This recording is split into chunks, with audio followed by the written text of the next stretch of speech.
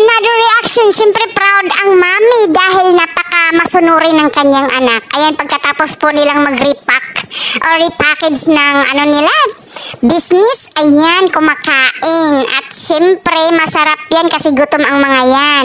At dito si Amara, tingnan mo. Pusa cat. Oh, ang ganda. Kahit may, mukhang pusa-pusa sa niya. Or glitz-glitz na pusa sa mukha niya, maganda pa rin ang batang iyan. At yung mga kumari, saan kaya ito papunta? Mukhang trip rides naman yung ginagawa nila. Ayan yung jura natin.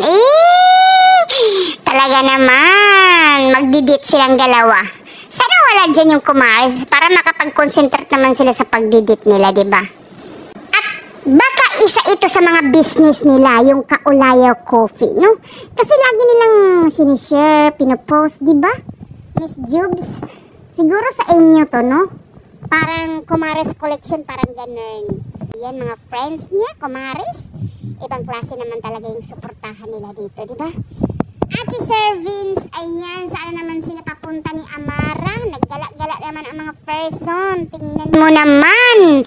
Ayan, pasakay sila ng ganyang, nagbababay talaga si Amara. Kasi si Amara, excited talaga palagi yan kapag may lakad sila ng daddy niya Kaya, super happy talaga yung bata. Wala ka talagang, masamang pinapay dito sa bata. Talagang laging on the go. Diba? Talagang happy-happy siya kapag si daddy din yung kasama niya, no? Of course naman, kahit sino namang kasama ni Amara, talagang masayahin ng bata Even nga ate nini niya, talagang lagi niyang niluloko si ate nini niya Kaya yan, ang daddy naman niya yung kasama niya. Kaya talagang matagal-tagal pa yung vacation ng dalawang to sa Thailand. O, tingnan mo! Mamula-mula yung chicks. Ibang klase naman. So, yun lang po yung update natin sa kanila. Bye! Enjoy sa Adventure Thailand Servants in Amara.